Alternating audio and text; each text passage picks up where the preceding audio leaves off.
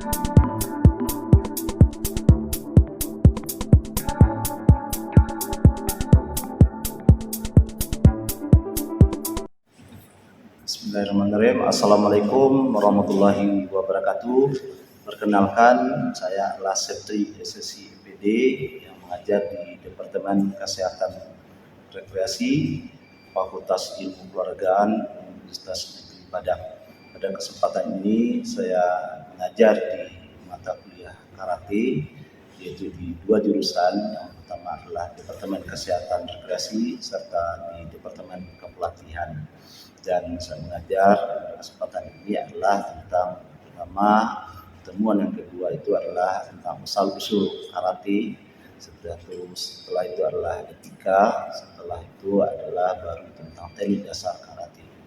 Dan nanti saya akan praktekkan di pembelajaran. Itu saja, sekian, terima kasih. Wabillahi taufiq wal hidayah. Assalamualaikum warahmatullahi wabarakatuh. Bismillahirrahmanirrahim. Assalamualaikum warahmatullahi wabarakatuh. Waalaikumsalam warahmatullahi wabarakatuh. Salam karate, os. Oke, pada kesempatan ini kita ketemu lagi di mata kuliah yaitu karate. Yang pada kesempatan ini sebelum kita mulai adalah kita berdoa sesuai dengan visi karate, dan saya berharap semuanya berdiri di tempat.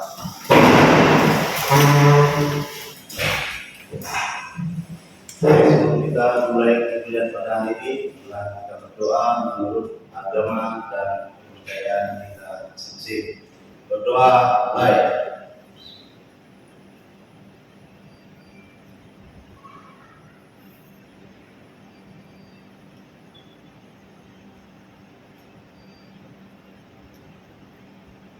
Selesai. Sesama karateka, hormat. Baik. Oke, silakan.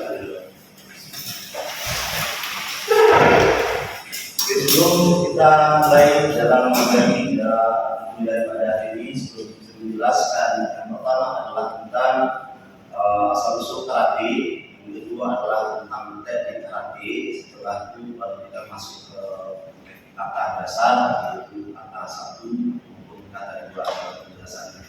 Oke, sebelum kita mulai, saya akan ambil yaitu absen secara online. Nanti adalah panggil namanya, jawabannya OS dia selesai, gitu ya. Oke, Adi Esa Putra, OS dia selesai. Dimas Pratama, OS dia selesai. Pandi Alfredo, OS dia selesai. Fadli Agus Putra, OS dia selesai. Ahmad Nasrul, OS dia selesai. Abdul Zikri, OS dia selesai. Jadi Palia, M. Perdi, M. Aska, Rozi, Johannes, oke, itu yang hadir pada kesempatan ini adalah 11 orang pada kesempatan kali ini. Oke, baiklah, jelaskan. Yang pertama adalah ini adalah pertemuan kita yang kedua di perkuliahan karate. Ini dalam hal karate kita lihatnya adalah sebuah filosofi. Yang banyaknya di karate itu adalah sebuah filosofi. Nah, ini banyak juga yang tahu tentang filosofi. Kenapa filosofi? Yaitu karena karate itu adalah dia membangkitkan mental seseorang, keberanian seseorang. Berarti kita dengan adanya mindset itu termotivasilah kita untuk melakukannya. Tenaganya kita akan keluar. Nah, kalau kita paham tentang segala sesuatu, mengerti, berarti kita akan melakukan semaksimal mungkin. Nah, begitulah orang dulu mengatakan bahwasanya dari pendahulu dari kata itu sendiri adalah ada yang dikenal ilusi, agama, banyak yang lain. Itu sebenarnya adalah sebuah motivasi yang dilakukan. Pertama adalah ini kita lihat dalam surat, jika kamu meninggalkan rumah, berpikirlah bahwa kamu memiliki banyak lawan. Oke, kita keluar dari rumah, kita banyak lawan. Yang nanti tingkah lakulah yang mengundang masalah bagi mereka.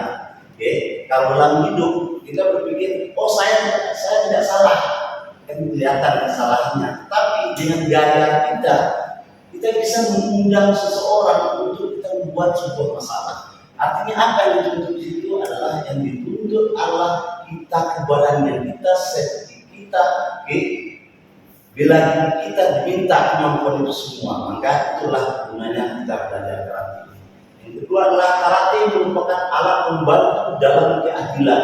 Bukan karate ini adalah digunakan sebagai menindas seseorang, yang menindas orang, tetapi memberikan sebuah keadilan, kedamaian bagi umat kita. Bagi orang yang tertindas, wajib bagi kita untuk mendorong dalam hal itu. Seperti itulah yang dituntut dalam karate. Tentu dalam hal ini adalah diminta adalah kita berlatih giat dalam hal karate ini. Kalau karate ini ibaratkan dia air mendidih.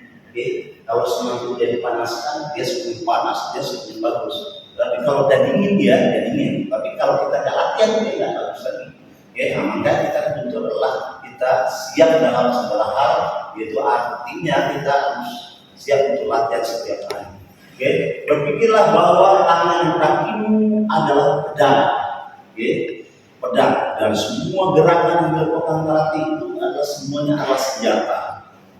Semua senjata, jadi bermanfaat. Saya tangan saja kuat, kaki saya nggak bisa, harus bisa. Kalau latihan yang setengah-setengah, latihan itu harus maksimal. Paham ya? Harus kalau bisa, kalau nggak bisa tangan ya kaki, seperti itu. Semua bisa sama kayak sebelum jadi atlet, ya andalnya ya musuki, musuki saja. Kiri nggak main, tapi semuanya dituntut latihan itu, semuanya harus siap, kaki harus siap. Seperti itu. Ini sedikit kita masuk sejarahnya. Yang pertama adalah asal usul karate. Ada yang disampaikan ini adalah dari Cina. Itu agama Buddha Dharma. Itu adalah pada abad ke-19. Itu ada di bawah Mas Sumarang Sukon. Dia melahirkan anak didiknya Kucing Funakoshi. Dia melahirkan di situ adalah Sotokan alirannya. Ada di situ. Ini gambar Sotokan. Karate adalah berarti kosong. Kara itu adalah kosong. T adalah tangan. Berarti tangan kosong. Berarti kita tidak menggunakan senjata. Sesuai dengan filosofi tadi adalah tubuhmu adalah senjata bagi kita. Artinya dia harus dilatih. Inilah sejarahnya. Tetapi ada juga dikatakan adalah berasal dari India. Kenapa dia dari Jepang? Jepang kenapa dia bisa di Jepang akhirnya? Karena seluruh produksi itu ada dari Jepang. Makanya dia lebih masalah dari Jepang. Berasal dia dari Cina. Orang bilang siapa tahu mungkin karate ini berasal dari Jepang. Iya betul. Mungkin besar seperti itu, tetapi dia dari Cina sebenarnya. Tapi dimasalkan adalah Jepang itu sendiri. Ini adalah aliran. Ini aliran karate yang pada hari ini adalah stokan yang kita ketahui. Ini aliran semuanya. Kucing Funakoshi menamakan alirannya adalah stokan. Yang tadi adalah Kanawa, Mabuni adalah Shitoryu. Shitoryu itu aliran. Yang empat, Doyo Miyagi menambahkan Goju-ryu, dan Masuki Harimu menambahkan aliran Wado-ryu. Berarti 4 aliran yang ada dalam karate itu sendiri. Ini adalah Sotokan. Apa soto itu apa artinya? Pernah dengar namanya? Bisa lihat langsung adalah berarti membuat cemara bergerak seolah gelombang. Cemara itu kan rami itu. Jadi itu harus dilakukan. Kalau dia semakin banyak, dia semakin menjadi sebuah kekuatan. Kan itu artinya berarti ruangan atau balik ke tempat menunjuknya pelatih. Itu sama kalau dikatakan tempat duduk. Tempat duduk tempat latihan. Yang berikutnya adalah sebelum kita masuk ke sini, sebelum kita masuk ke sumpah ini, siapa yang masih ingat yaitu tentang sumpah karate? Sumpah karate, sumpah pertama, siapa yang tahu? Yang pertama itu adalah sanggup memelihara kepribadian. Dan sumpah ini semua kita disumpah setiap kita latihan, setiap kita mau latihan pasti kita baca doa dan sumpah karate itu sendiri. Yang pertama disebutkan temannya tadi adalah sanggup memelihara kepribadian. Kepribadian siapa? Apakah orang lain? Tidak, itu kepribadian kita. Dan tuntut itu bukan sekedar ucapan, tapi kepribadian kita yang menjaganya. Oke? Jangan kita yang menjadi bumerang dalam kehidupan kita, tetapi kita membuat kita menjadi kepribadian yang lebih baik. Oke? Yang kedua, siapa yang tahu? Positif. Sanggup patuh pada kejujuran. Sanggup patuh pada kejujuran. Kejujuran adalah itu sangat penting dalam sebuah kehidupan. Oke? Kejujuran adalah itu membawa progresi pada diri kita. Jadi itu adalah bagi diri kita. Belum ada untuk orang lain. Berarti sumpah adalah diri kita. Yang ketiga siapa? Positif. Sanggup mempertinggi prestasi. Sanggup. Nah, bahasa sanggup berarti mampu, ada dorongan. Ada dorongan kita untuk melakukan itu. Jadi kita dituntut pribadi, untuk melakukan tinggi prestasi kita, baik dimanapun saja, baik di dunia karate maupun di akademisinya masing-masing. Paham ya? Nah, ini yang minta. Yang keempat siapa? Tahu? Positif. Sanggup patuh pada kejujuran. Sudah. Positif. Sanggup menjaga sopan santun. Sanggup menjaga sopan santun. Sanggup menjaga sopan santun. Nah, ini sopan santun ini berbicara tentang etika dan attitude. Kalau kita hebat, pintar, kalau kita tidak bisa menjaga saling silaturahmi satu sama lain, etika kita, komunikasi kita tidak baik, berarti tidak baik juga. Hebat kita, kalau kita sombong dan tidak bisa berinteraksi dengan satu sama lain, berarti kita tidak bisa bermanfaat. Paham ya? Jadi sanggup juga sopan santun. Yang kelima, sanggup menguasai diri. Jadi seemosional pun kita dalam segala apapun, kita sanggup bisa menguasai diri kita, kuasai diri kita masing-masing. Emosional yang mendahulukan. Tetapi kebenaran itu adalah dalam segalanya. Kalau kita sudah tertindas, prinsipnya adalah kalau sudah tertindas, boleh kita melakukan namanya fungsi bela diri itu tadi, bahwa kita bisa memanfaatkannya. Paham ya? Ini kita lihat di sini adalah nama yang sumpah kita baca tadi. Ini teraplikasi terus. Ini diterapkan, disumpah setiap latihan. Berapa kali kita ketemu dalam perkuliahan adalah 1 kali dalam 1 minggu. Mungkin adik-adik mahasiswa mungkin udah ada di dojo.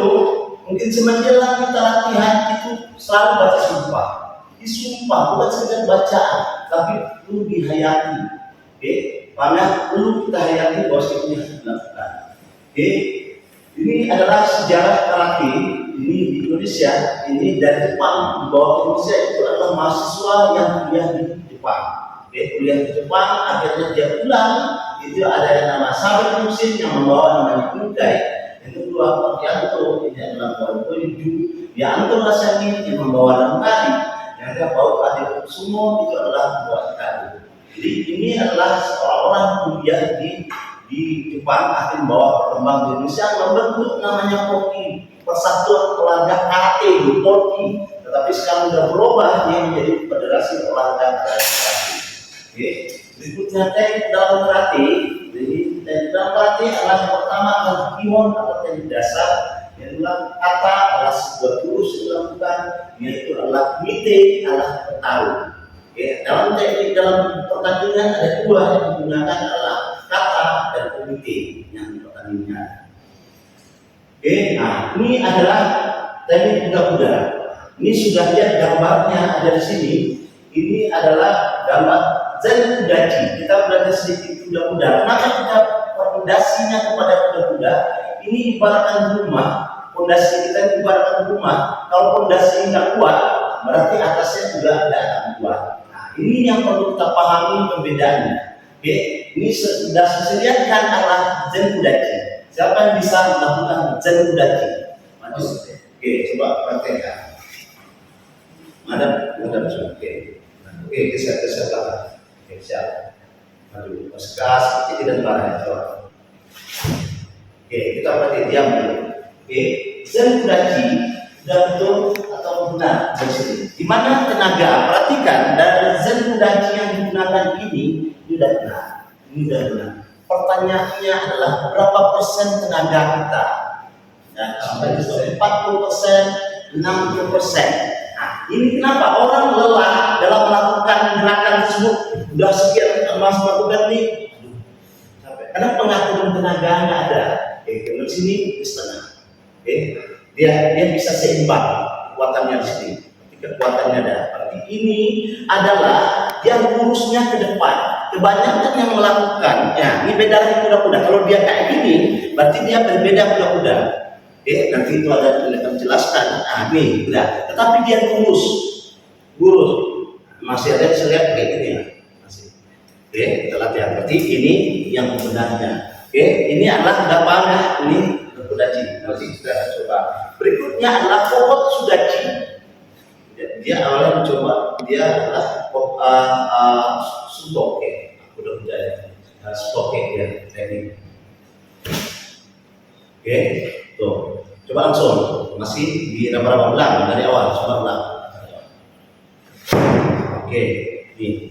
Dia sama sejajar antara ini dan ini. Ya, pokok sudah kakinya mengarah ke sana.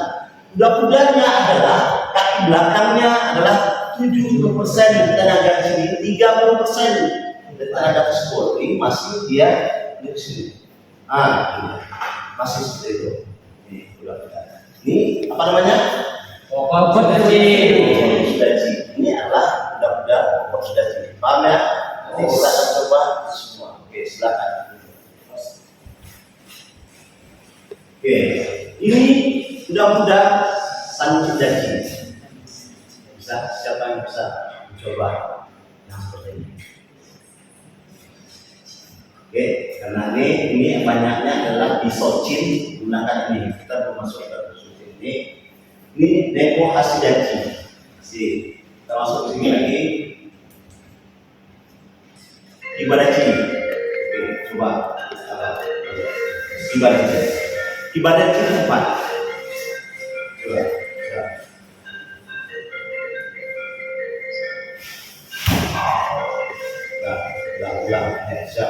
Terus.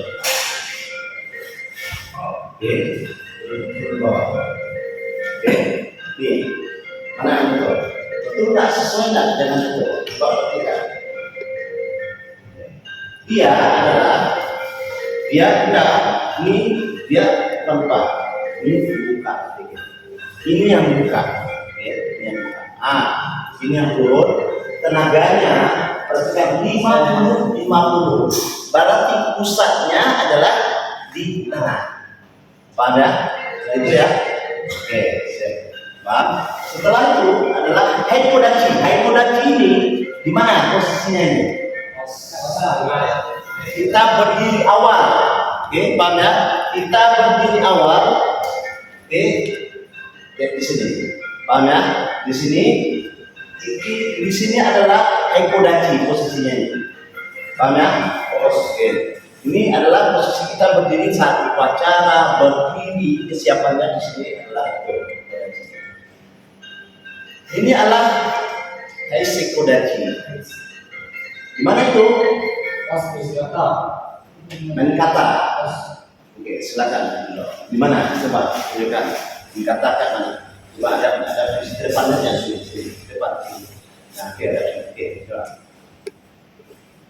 Dari awal gimana? Tuh. Atas kita main kata adalah seperti itu. Kakinya rapat ini atau dia ini.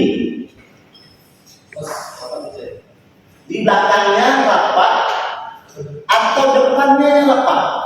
Coba ya. Depan. Di depan. Yang benar itu adalah depan. Kebanyakan orang dia di sini. Dia beda lagi teknik. Dia beda sedikit saja. Kalau teknik dasar itu beda sedikit dengan ini. Karena dia ke depan posisinya. Bukan ini. Itu kan ini depan. Sudah? Silakan. Ini adalah kita mencoba melihat nanti ini adalah permainan kata. Ini kita kata dasar adalah kata satu. Yang pernah dilakukan bisa main kata satu siapa?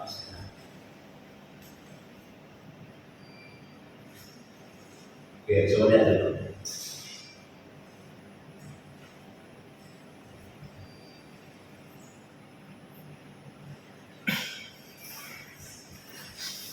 oleh Aji, yaitu atlet Sumatera Barat yang mengikuti di PON yang beliau kedua mencoba buatnya itu. Oke, masuklah kata kedua adalah yang bidang.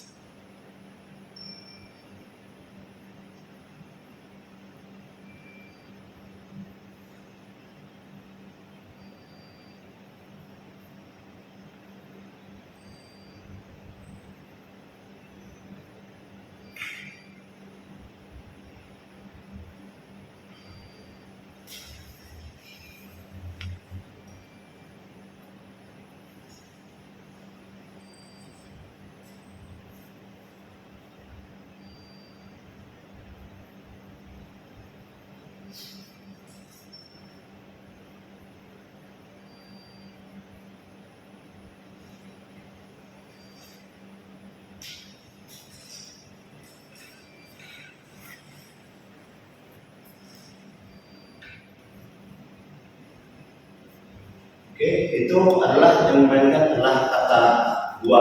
Kita akan mencoba sedikit praktek. Yang pertama adalah di kata satu. Oke, bisa kata satu nanti ikuti step tadi. Paham ya? Bisa. Oke, siapa yang bisa kata satu? Siapa? Oke, coba. Silakan buka jalan itu. Kata apa terus? Bisa samping sedikit. Bisa. Apa saja?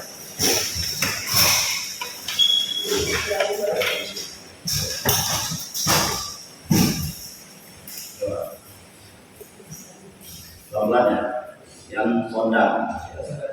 Ya. Siap dulu.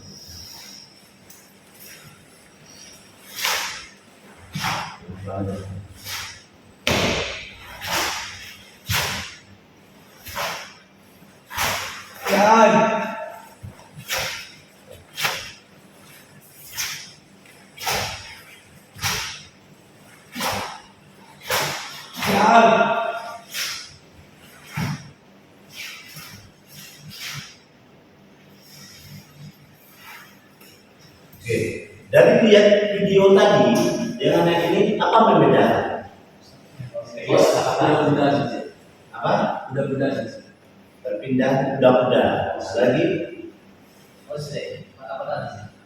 patah gerakannya adalah sesuatu mengalir dia seperti dia gerakannya adalah patah-patah.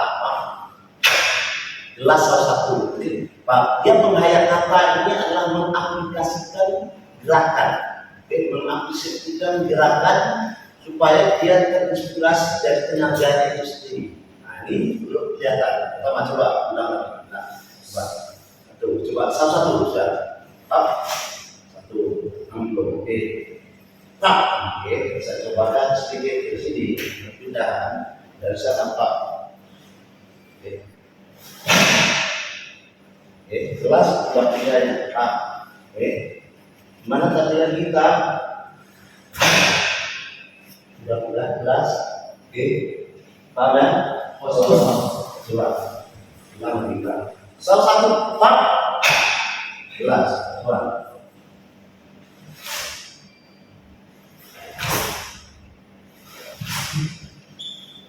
Ada antara mana? Putarannya saya. Oke, ulang. Coba. Lihat.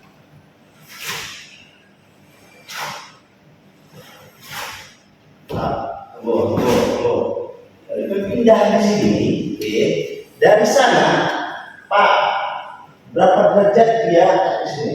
Pak, jangan dia, di sini dia sama lurus. Oke, kalau dia sama lurus saja, dan pindah dari sana, Pak, pindah ke sini. Pak, kalau dia sama lurus, ini gampang goyang, Pak. Ini kalau digini jatuh dia. Makanya dia perpindahan dari sini, Pak, dari sini, dia berapa derajat serongnya, Pak. Jangan dia dari sini, dia pindah ke sini, sama lurus dia. bekerja. Dia serok sampai dia harus gitu. Baru dia. Dan satu lagi adalah sama. Kalau dia ini berarti dipegang sama dari situ, pegang tangan, pegang dua. Dia semakin kan di sini posisinya, paham ya? Ini jangan sekadar untuk di sini. Ini sama dengan ketika dilepaskan orang. Nah, ya. Pan, dari di sini pan, dari lepas. Nah, nih tujuannya ketika dipegang orang, tak, nah, dia lepas. Paham? Bukan sekadar tak. Salah, paham ya? Untuk lepas orang gampang, nampak seperti itu. Oke, coba ulang sini.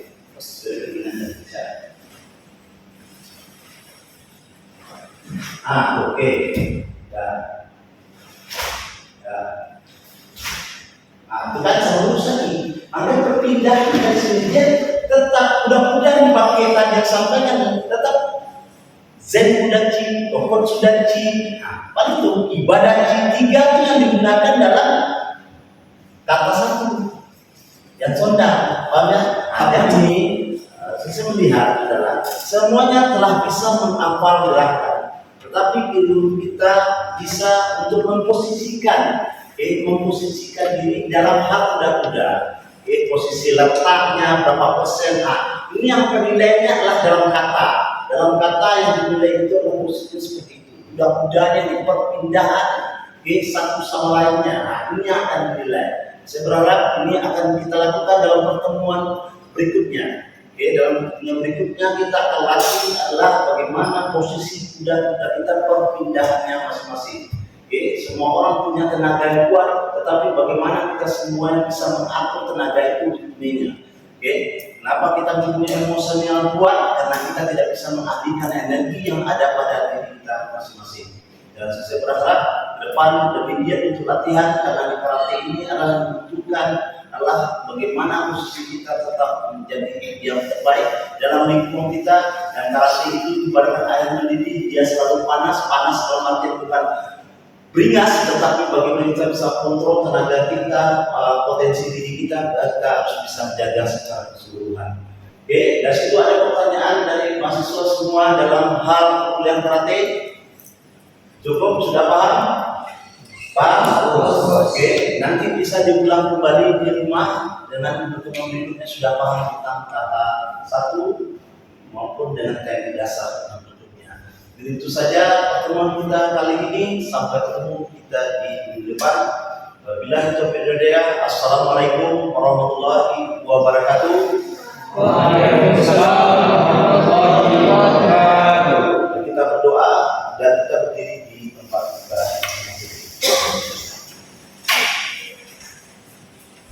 Siap, karateka doi. Mengakhiri perkuliahan pada hari ini adalah kita berdoa menurut agama dan kepercayaan kita masing-masing. Berdoa, mulai.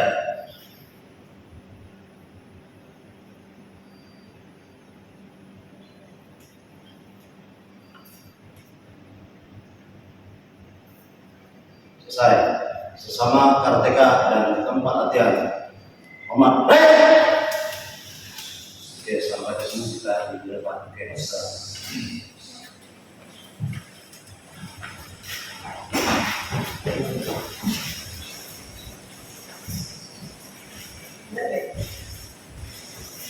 Ya.